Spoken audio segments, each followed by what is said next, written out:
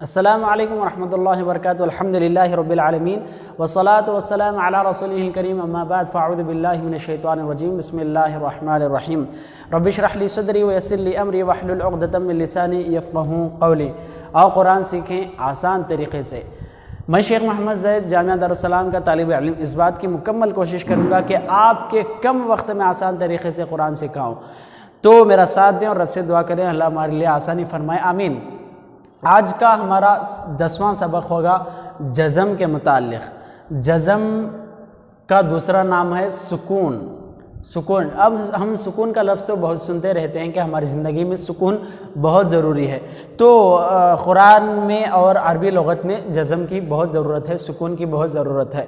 تو جزم اور سکون، اس جزم کو سکون کیوں کہتے ہیں؟ جزم ایک نام ہے، پہلے سے سمجھ جائیں کہ جزم ایک نام ہے جو اس کی شکل اس طرح ہوتی ہے، دال کی شکل میں ہوتا ہے، اسے جزم کہتے ہیں.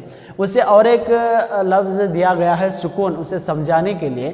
تو سکون اس وجہ سے کہتے ہیں کہ جزم جس حرف پر آ جاتا ہے وہ حرف سکون سے رہ جاتا ہے، اسے اپنے طرف سے کوئی حرکت یا کوئی آواز، اپنے طرف سے کوئی خاص اس کی آواز نہیں ہوتی، بلکہ اسے دوسروں کا محتاج ہوتا ہے، دوسروں کے سہارے پر ہوتا ہے. اس وجہ سے اسے سکون بھی کہا جاتا ہے. جزم اور سکون دو ایک ہی نام ہیں. تو اس میں یاد رکھنے کے صرف 3 پوائنٹ ہیں کہ اس کی شکل یاد رکھیں. جزم کسے کہتے ہیں؟ ایک چھوٹا سا دال کی شکل میں کسی حرف پر آپ کو اکثر جگہ قرآن میں نظر آتا ہے، اسے جزم کہتے ہیں، جزم کہتے ہیں. اور دوسرا پوائنٹ جو یاد رکھنا ہے، جس حرف پر جزم آ جائے اسے مجزوم کہتے ہیں. جس حرف پر جزم داخل ہو اسے مجزوم کہتے ہیں. تو جس حرف پر جزم آ جائے تو اسے ما قبل حروف سے ملا کر پڑھنا چاہیے، اس سے پہلے کے حرف پر. جیسا اگر ایک چھوٹی سی مثال اٹھائیں، زیدن، تو یا کے اوپر یہاں پر جزم آیا ہے، یا کے اوپر، تو یا خود سے آواز نہیں کر سکتا، تو اس سے پہلے کا حرف جو زا ہے اسے ملا کر پڑھنا چاہیے. زا یا زبر زئی، دال دو پیش دون، زیدن.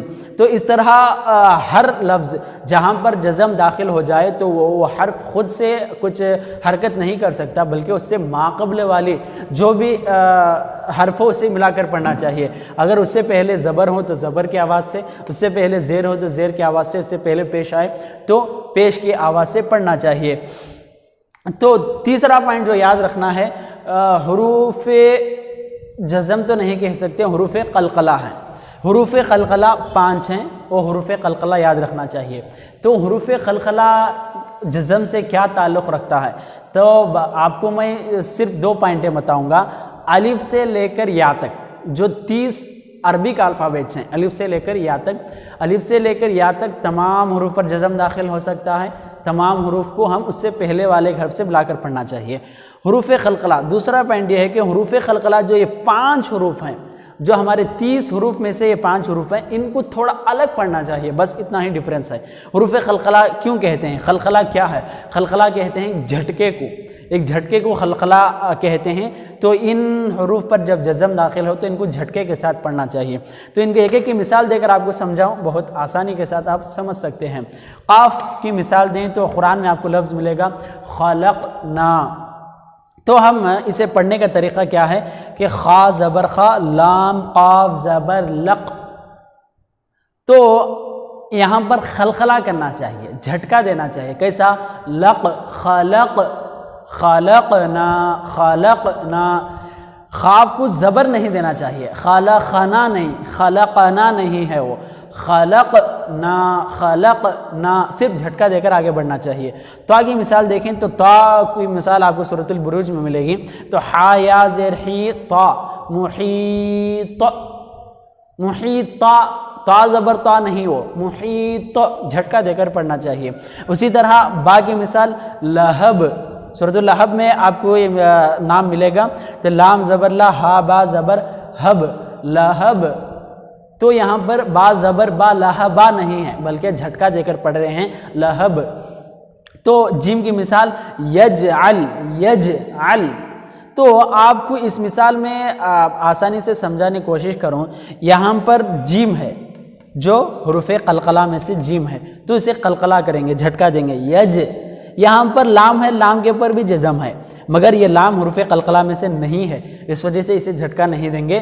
یجعل، یجعل، یج جھٹکا دیے، عل معمول پڑھیں، یجعل۔